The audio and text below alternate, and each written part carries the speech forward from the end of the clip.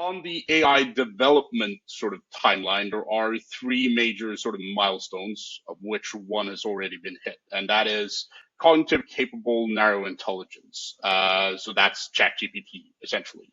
ChatGPT is very good at generating text. It's very good at sort of video generation is also something that it's getting increasingly better at with Sora that was announced last week. So it is slowly getting to the next milestone, which is artificial general intelligence. Typically, we can say that artificial general intelligence models will be as capable as the best human operators that we can put forward. Like when we get there, that's AGI, right?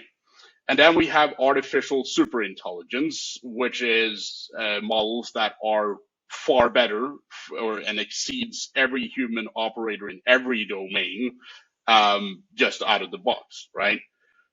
So sort of when you look at this timeline, that's sort of how you would align the job displacement aspect of it. But we're not there yet.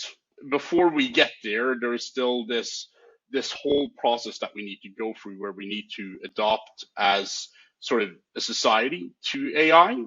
And in that process, there, human operators for quality assurance, making sure that these models are doing what it is that what it is that you want them to do is going to be massively important. But there's no doubt in my mind that sort of this is a big transformation